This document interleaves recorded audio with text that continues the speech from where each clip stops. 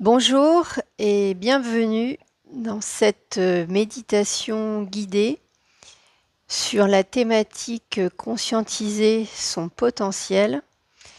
Donc c'est une méditation multidimensionnelle à l'appui des énergies des archives akashiques, des archanges.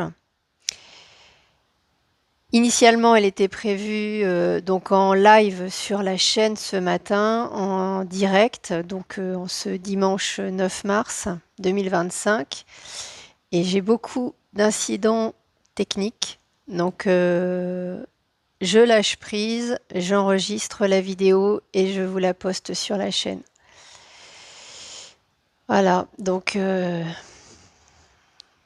comme il n'y a pas de hasard, moi j'en déduis qu'il y a un lien avec la vidéo sur le volet du dépassement de soi et du lâcher-prise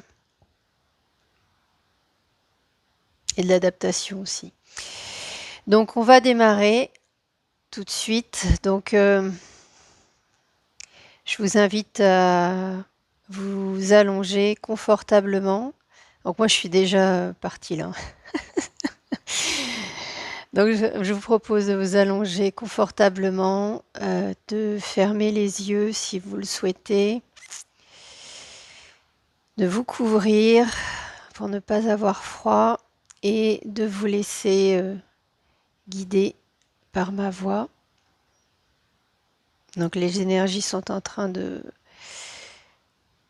monter. Donc là on est parti pour 45-50 minutes, hein, très probablement.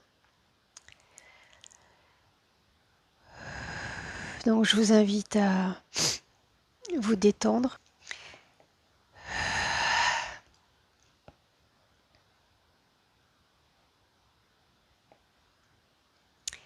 Alors nous sommes dans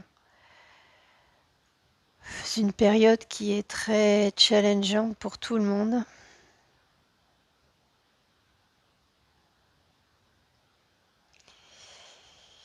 Et le potentiel de chacun est stimulé.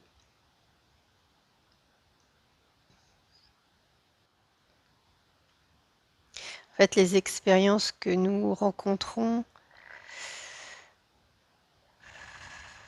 ont pour objet finalement de nous pousser dans nos retranchements pour révéler ce potentiel latent qui ne demande qu'à être activé.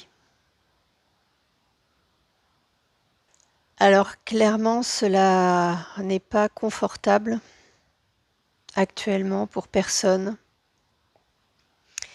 Alors pour certains, c'est plus marqué dans la vie personnelle, pour d'autres, c'est dans la sphère professionnelle.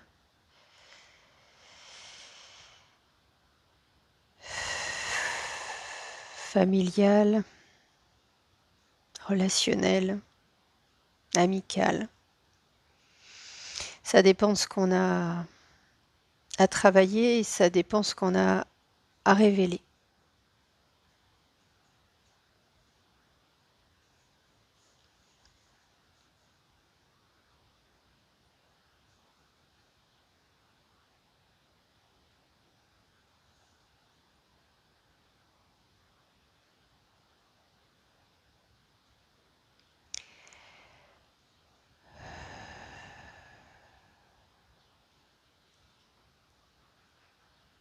Alors les silences sont porteurs d'encodage, pour autant, ça travaille.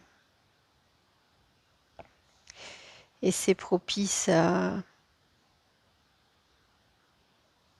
un ralentissement de nos pensées pour favoriser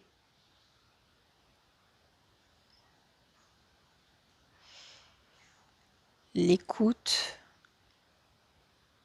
et l'entente des messages de notre âme.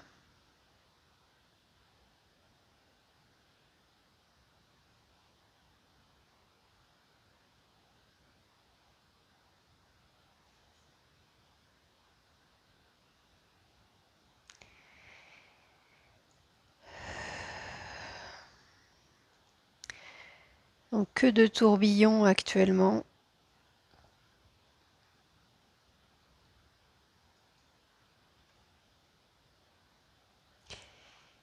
Où on a l'impression d'avancer de 2 pas, de reculer d'1 pas, de réavancer d'1 pas, de reculer de 2 pas. Et pour autant, on avance, mais ce n'est pas nécessairement perceptible par notre être. Et l'enjeu, le challenge, c'est d'aller en profondeur.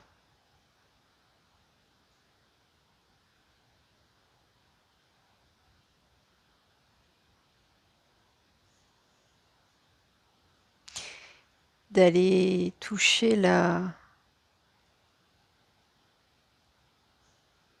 le tréfonds de nos turpitudes pour y insérer un petit rayon de lumière qui va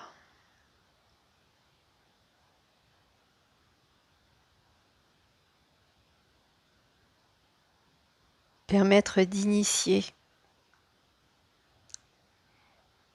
un élargissement de cette fissure, de cette faille qui laisse passer la lumière, pour en avoir de plus en plus.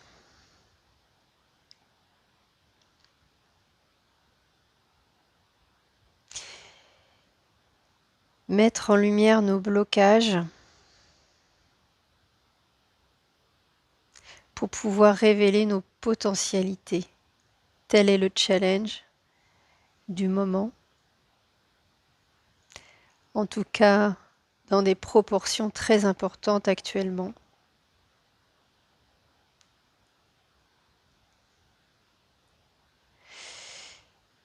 D'où les blocages techniques qui sont les miens actuellement, qui sont en lien avec les schémas de croyance,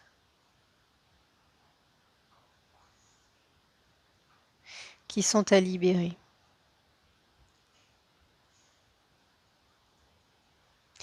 Schémas de croyance qui auto-sabotent et qui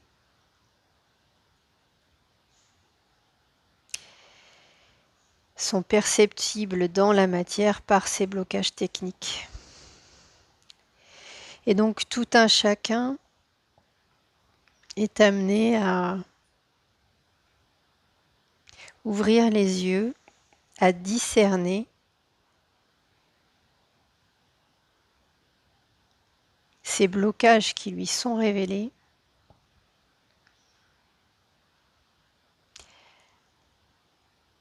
par des synchronicités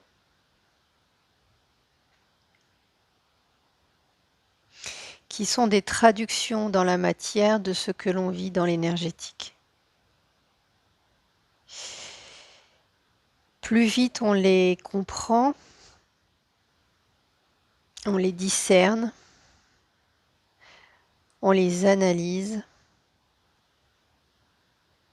pour les dépasser, les transcender.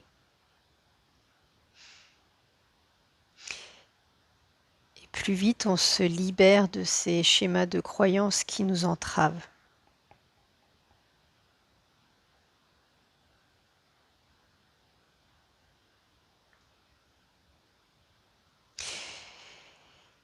Donc réfléchissez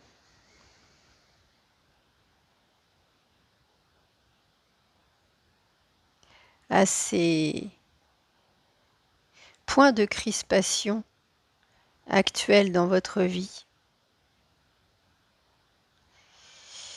Ce qui vous colle comme une glu,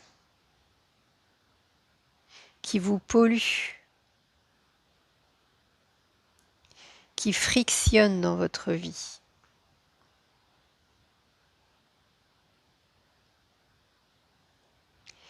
Et là, en les observant et en se demandant quel est le message qu'ils nous apportent,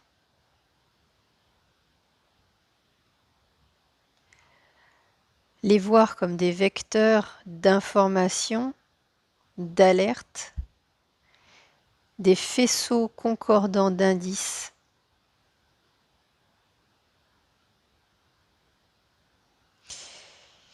Ça nous amène à changer de point de vue sur les choses, sur ce qui se déroule.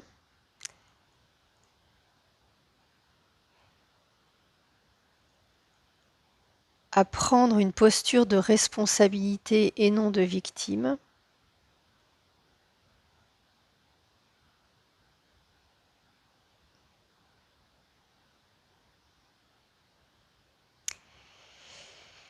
Et par la compréhension du message, adapter notre posture, notre point de vue, notre comportement.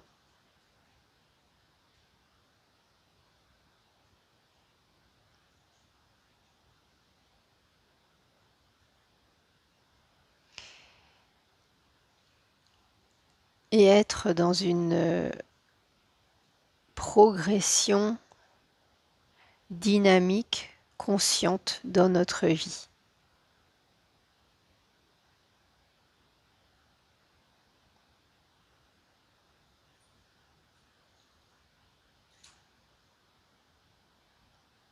Devenir des êtres de plus en plus conscients, acteurs de leur vie,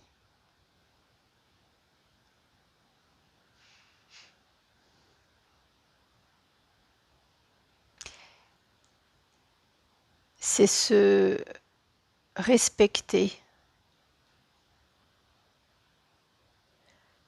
en tant qu'être et en tant que conscience incarnée qui expérimente la vie.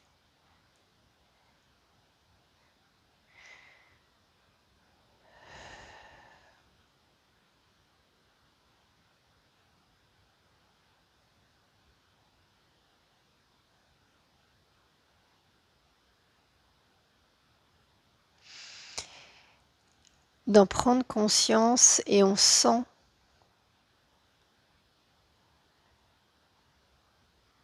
que c'est totalement différent. C'est source de joie. Ça nous met en vie.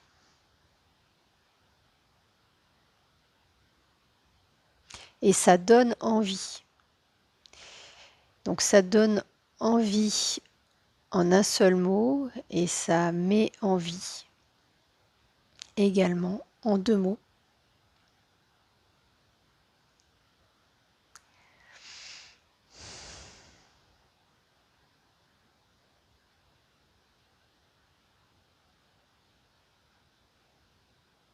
Alors on sent c'est beaucoup plus léger, beaucoup plus joyeux. Donc ça ne change pas la nature de l'expérience, mais on la vit totalement différemment.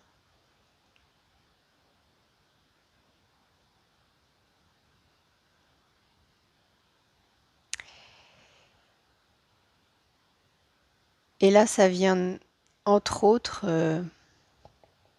mettre en valeur notre potentiel d'adaptation.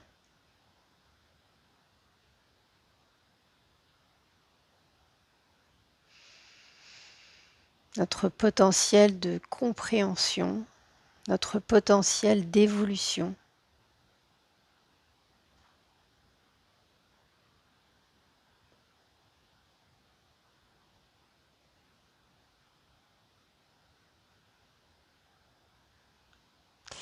Et en réalité, notre potentiel et nos potentiels au pluriel sont illimités. C'est-à-dire que lorsque l'on développe certaines aptitudes, de par les expériences que l'on vit et que l'on transcende, c'est-à-dire qu'on se dépasse, on apprend à se connaître et à comprendre qu'on est en capacité de dépasser beaucoup de choses en fait.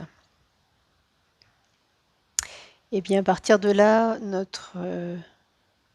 on a mis en évidence de nouveaux potentiels dont on ne savait pas, dont on n'avait pas connaissance, dont on n'aurait parfois pas imaginé pouvoir mobiliser. Et en réalité, une fois qu'on a conscientisé ces compétences, ces aptitudes on a pu mettre en valeur, que l'on a pu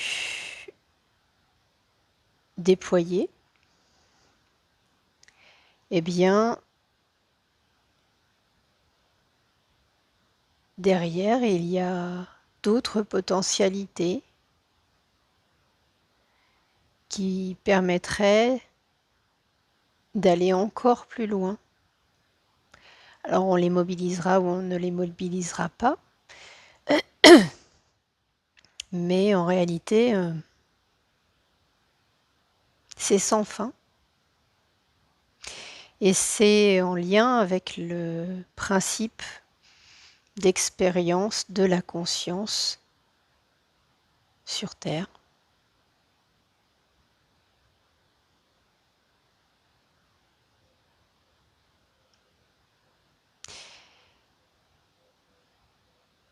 Et c'est un peu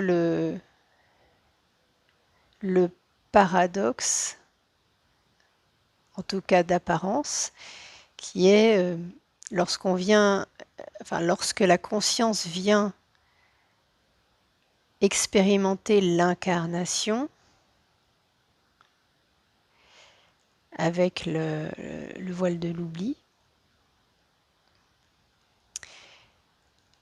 expérimenter dans la matière, ça pose un cadre, c'est limitant quelque part, parce qu'on est limité par les contraintes de la matière, ce que la matière permet de faire ou ne permet pas de faire. Et de ce fait, l'être incarné a l'impression qu'il est limité en tout point, en tout point. Or, ce n'est pas le cas. Et tout ce qui va relever de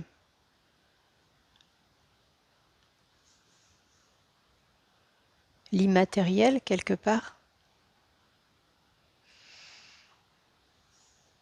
c'est-à-dire de ces ressources que l'être peut mobiliser sans avoir recours à la matière. Donc c'est la détermination, la compassion, en fait c'est toutes ces vertus, toutes ces compétences en fait liées à son être, eh bien c'est celles-ci qui sont illimitées. Et la matière ne pose quelque part des limites que sur l'aspect physique des choses. C'est-à-dire que l'être humain, avec le corps qui est le sien, il ne peut pas courir à la vitesse de la lumière. Bon, voilà. Mais ça, c'est l'aspect physique des choses. Par contre, son esprit peut voyager finalement en multidimensionnel à la vitesse de la lumière. Donc là, il faut qu'il passe en état modifié de conscience, et par exemple, et puis qu'il expérimente par ce biais-là.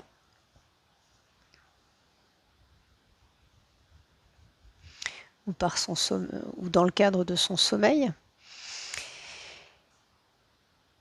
Et ça, c'est nos limites.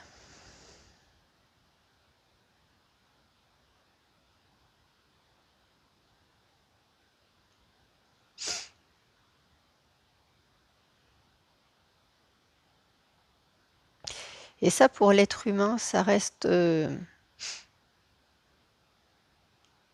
complexe à comprendre. Et c'est en lien avec la programmation qu'il reçoit.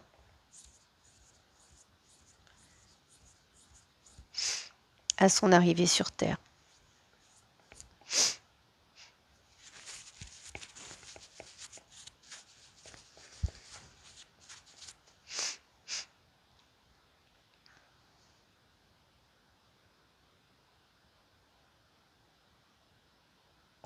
Et en réalité, c'est aussi le challenge d'incarnation qui est le sien que de dépasser cette croyance.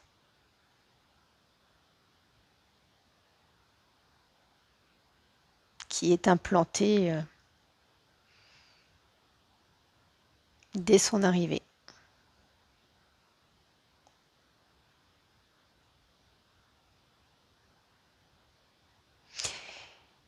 Et donc derrière ça,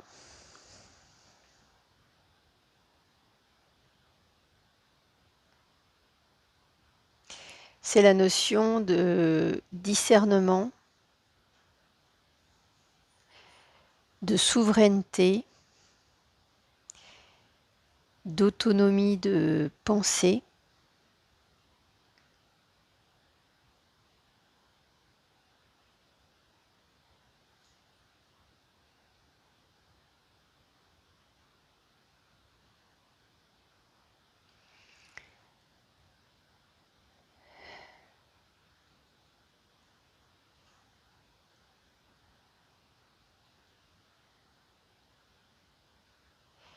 et de comprendre qu'il ne peut prendre pour argent comptant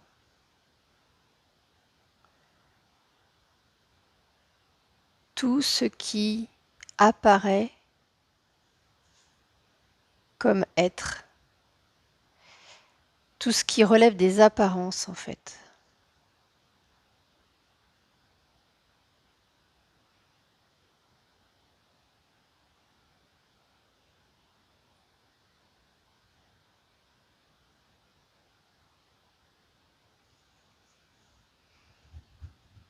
Et donc derrière, ça induit la notion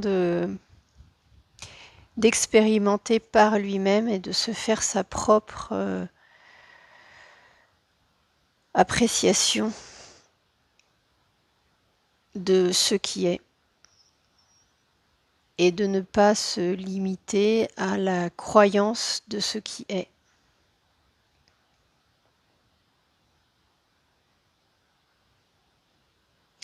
Et la difficulté majeure, elle est dans le fait que parfois, certains concepts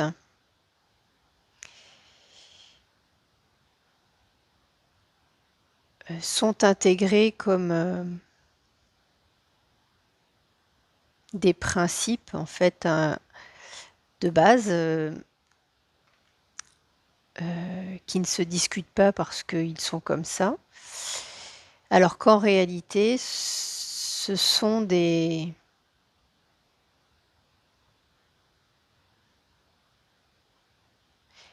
alors c'est pas des croyances, mais enfin ça devient des croyances, mais à la base c'est des règles qui sont édictées par d'autres, qui les portent en fait de manière très subtile, de sorte que l'on pense que c'est un état de fait, alors que ce sont des principes qui sont posés par d'autres.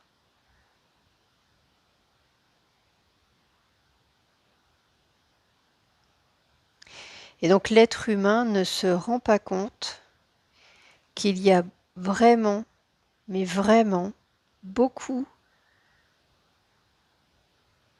de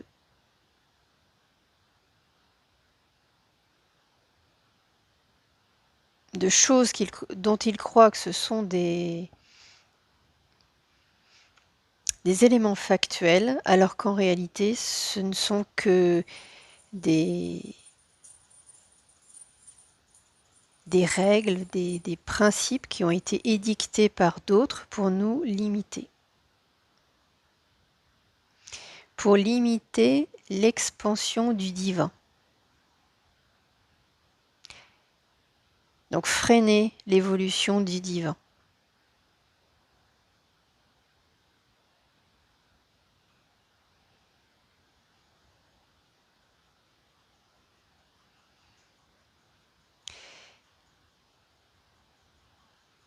Et en réalité, c'est notre chemin que d'être en capacité à un moment donné de conscientiser ces éléments.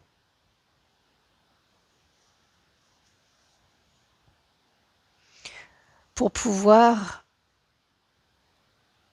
passer un cap d'évolution de notre être incarné, mais également de notre âme et de la conscience. C'est un peu, là j'ai une image, c'est un peu comme le passage de l'enfance à l'adulte, avec à un moment donné la compréhension que nos parents ne constituent pas les modèles parfaits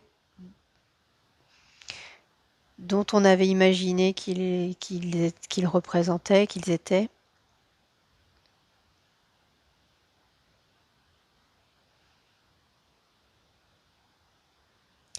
Que le monde ne fonctionne pas ou n'est pas celui qui était tel qu'il était présenté par nos parents, et que on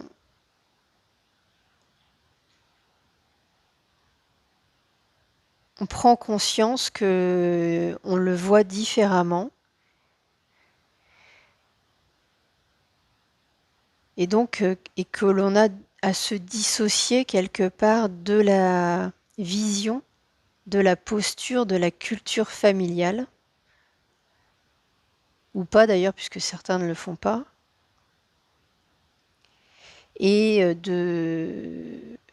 que l'on a à faire notre propre analyse et à nous positionner en toute autonomie. Alors ça peut prendre une vie, hein, finalement, ça. Certains le font à l'adolescence, d'autres plus tard, d'autres passent toute leur vie à le faire. Mais c'est un peu ça l'idée. Et donc là, c'est en tant qu'être incarné dans la civilisation terrestre actuelle qui est la nôtre. Et d'ailleurs, suivant qu'on est en Occident ou ailleurs, ces principes, on va dire, ne sont pas les mêmes dans ce qui est inculqué. Alors on a des invariants au niveau de l'humanité, mais on a après des variantes en fonction des pays, des religions, des cultures, des ethnies. Et là, si on donne un exemple, la réincarnation, par exemple, elle va de soi en Inde, elle ne va pas de soi en France. À chacun de faire son chemin là-dessus, en fait, à un moment donné.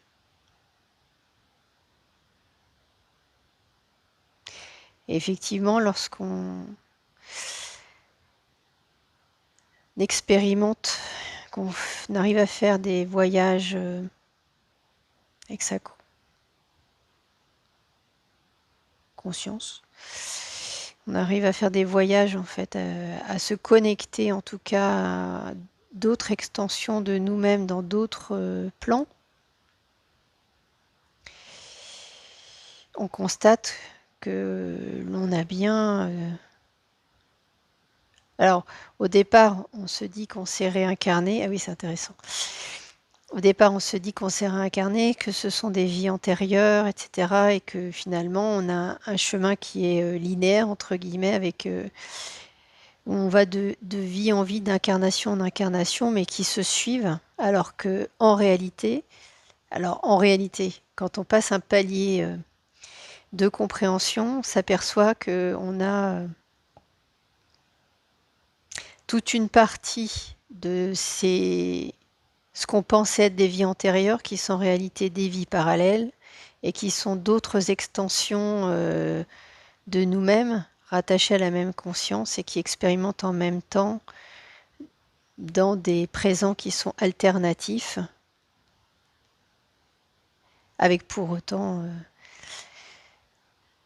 potentiellement d'autres expérimentations qui ont été antérieures et qui pourraient être considérées comme des vies antérieures. Donc on a les deux. Et bien là, typiquement, entre la conception de départ qui était celle posée par les religions, par la culture française par exemple, qui était de dire il n'y a pas de réincarnation, au final, en cheminant, on s'aperçoit qu'il y a d'autres conceptions, que c'est pas tout à fait ça. Et peut-être que dans quelques temps, on aura d'autres paliers de conscientisation, on s'apercevra que c'est... Alors c'est pas autre chose, mais on peut le voir autrement. Et ça traduit...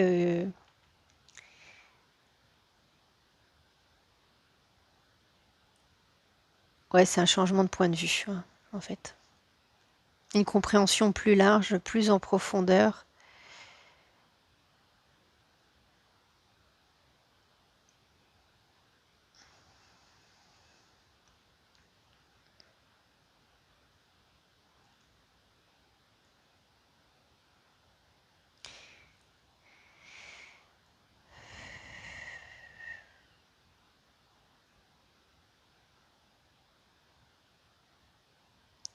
Et là, ça fait le lien avec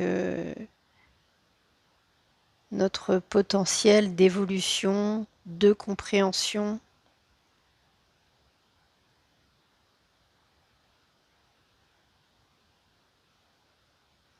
qui ne peut s'activer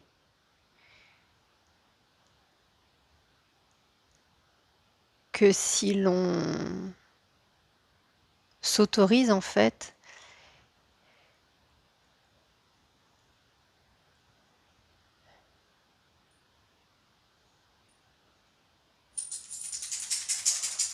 et derrière cette autorisation, il y a la prise de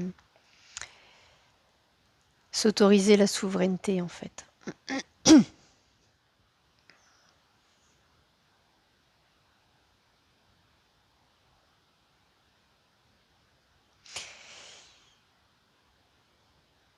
Donc, donc tout est lié, c'est-à-dire que soit on est prisonnier des, entre guillemets, de, de règles matricielles que l'on ne s'autorise pas à remettre en question. Et là, on reste coincé dedans et donc du coup, on est dans une non-souveraineté. En fait, on se soumet à ces règles-là pour plein de raisons. Et notre potentiel ne peut se déployer.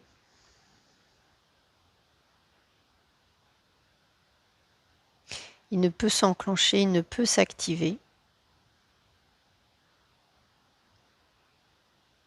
Soit on conscientise que l'on peut s'autoriser à penser autrement, que l'on a le droit de s'interroger, on a le droit de se poser des questions.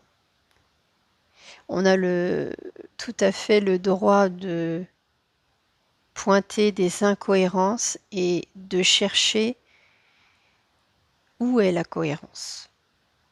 Et à partir du moment où on enclenche ce processus, on enclenche celui de la reprise de notre souveraineté et de la possibilité, et de la possibilité d'activer nos potentiels.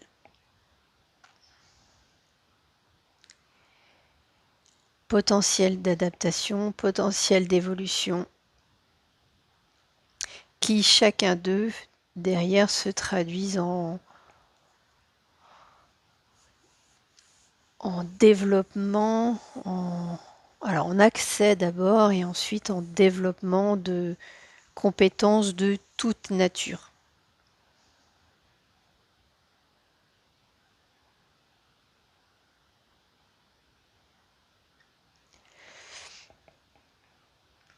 Avec un caractère illimité pour tout ce qui relève de l'immatériel.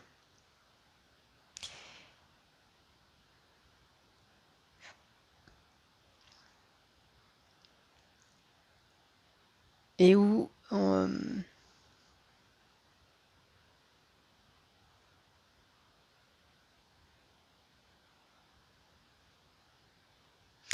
et qui, quand même, dans le physique,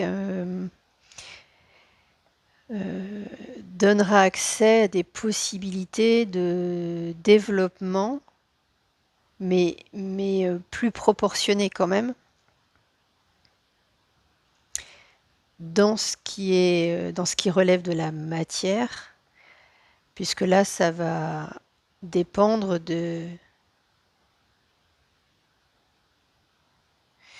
du véhicule qui est le nôtre et de ses propriétés. Donc le véhicule étant le corps et donc de ses propriétés. Sachant qu'en fait, il a dans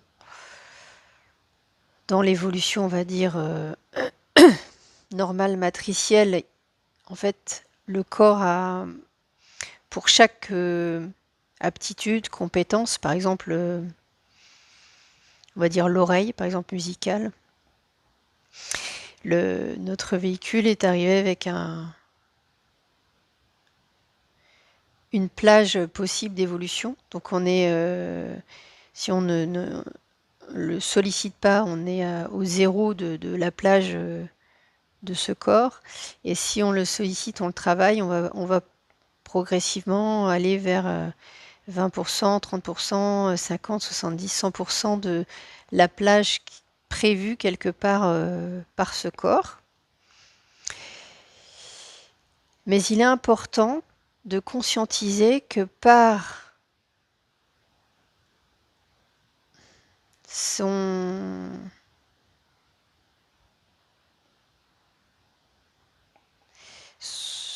sa vision, sa posture,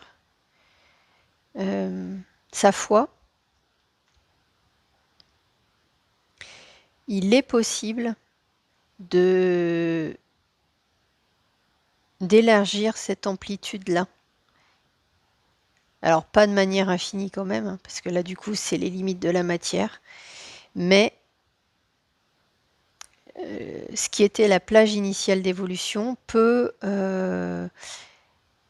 s'élargir par la détermination, la foi, l'engagement, l'envie, qui va être celle de l'être. Donc si on est toujours sur l'oreille musicale, il y avait de 0 à 100%, mais par ce qu'il va mobiliser, il peut monter à 120, 130%. Donc agir sur la matière, voire plus, ça dépend aussi du moment où ça s'enclenche C'est-à-dire que faut quand même un petit peu de temps pour que le corps s'adapte. Donc si l'action d'élargissement s'enclenche, admettons, à une vingtaine d'années, il peut aller peut-être jusqu'à 150% à l'échelle de sa vie. C'est des exemples, hein, les pourcentages, il ne faut pas prendre ça. C'est pour qu'on comprenne. Mais si cette oreille musicale, l'être s'y intéresse et se mobilise à 60 ans, bon, bah, il ira peut-être qu'à 120% de sa plage, parce que de toute façon, il faudra déjà qu'il ait,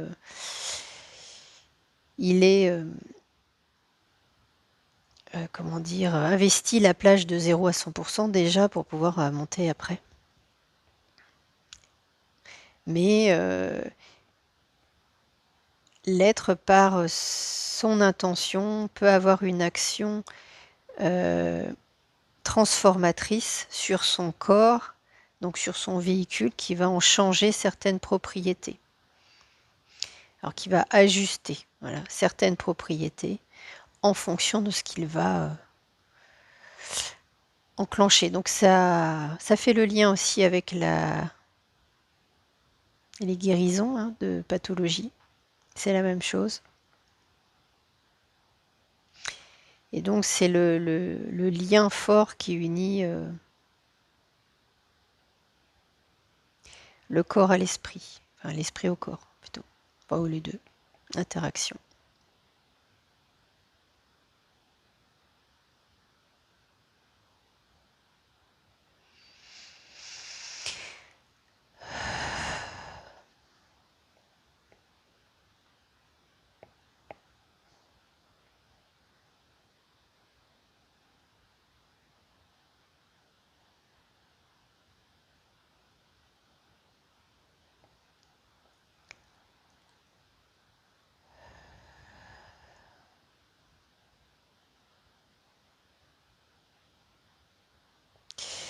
Donc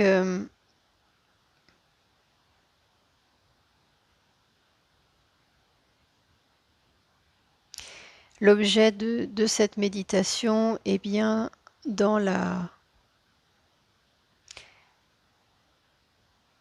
conscientisation par chacun d'où il en est dans sa reprise de souveraineté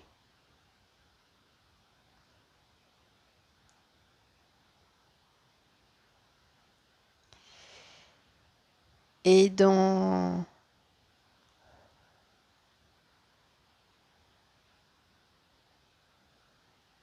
sa posture, en fait, vis-à-vis de ses potentialités et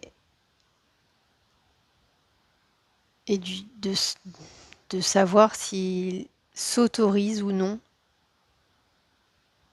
ou il s'autorise un peu, beaucoup, passionnément à la folie, à libérer ce potentiel infini, ou ces potentiels infinis, qui souvent lui font peur, ce qui explique l'auto-sabotage que l'on met en place pour ne pas aller au bout, quelque part, de la révélation, de l'expression de ses potentialités. Et donc, ce que l'on a à conscientiser,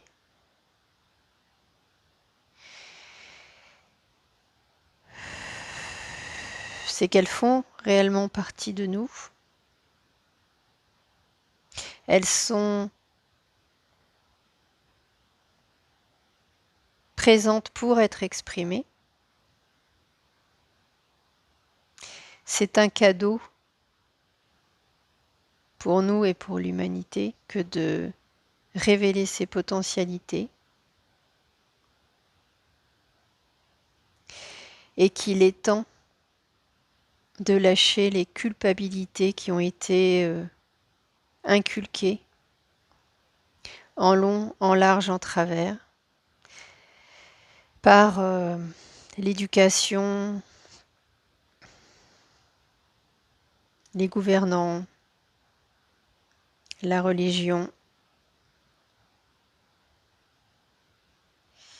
et que l'on a fait sien ou sienne et que l'on perpétue.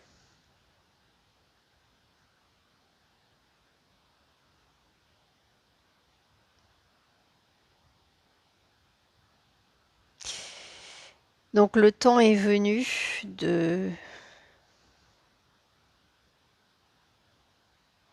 lâcher ces culpabilités qui n'apportent rien.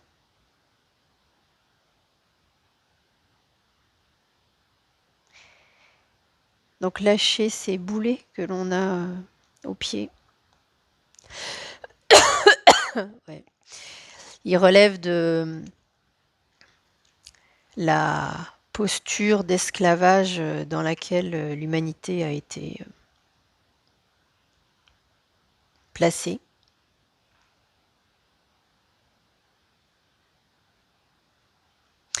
Mais on est dans la même situation qu'un oiseau qui a été toute sa vie en cage et à qui on ouvre la porte et qui ne sort pas, qui ne s'autorise pas à sortir, qui a peur de sortir, qui ne se sent pas légitime à sortir.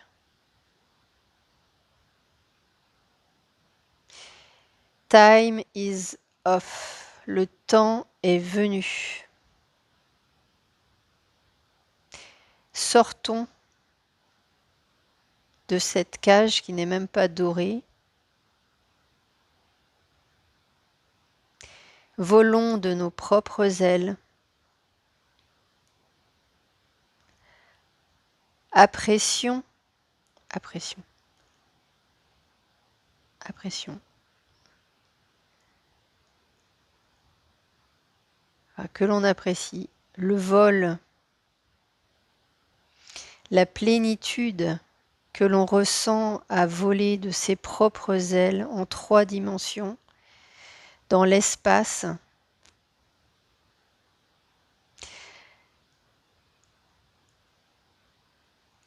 Ressentons cette joie de faire corps avec l'environnement, la nature, Gaïa, avec la communauté, donc de voler avec nos congénères, de voler ensemble, en groupe, en escadron, en escadrille,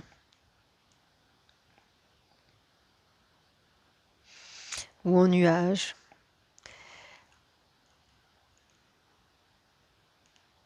Là, on est totalement libre d'intégrer le groupe, d'en sortir, de se sentir libre dans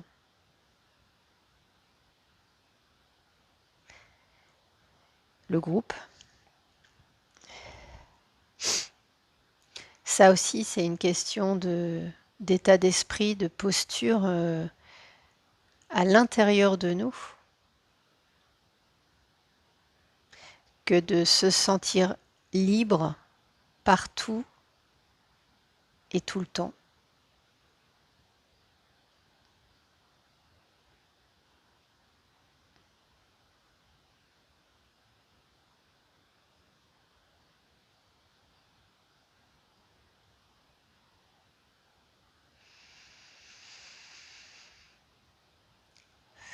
Et découvrons nos potentialités si peu exploitées. Elles sont latentes, elles sont prêtes à l'emploi. Elles sont prêtes en fait. Il y a juste à gratter l'allumette et la flamme va apparaître.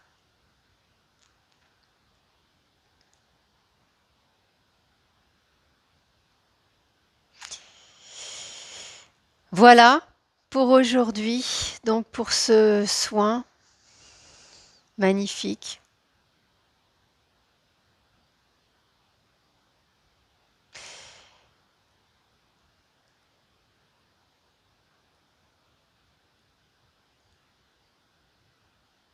Ah ça, je ressens encore, pas mal d'énergie là. C'est très, très beau, c'est nourrissant.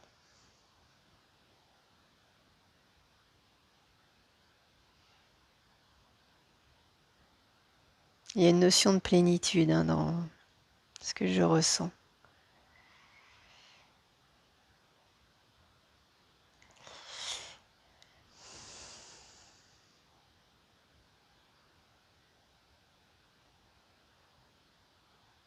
Profitez bien du soin.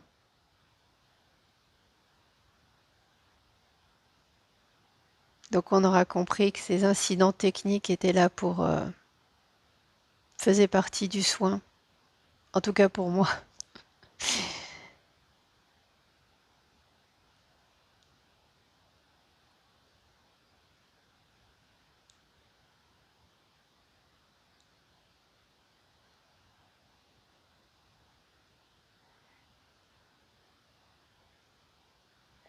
Voilà. Bon bah écoutez, merci à vous, bon dimanche et à très bientôt.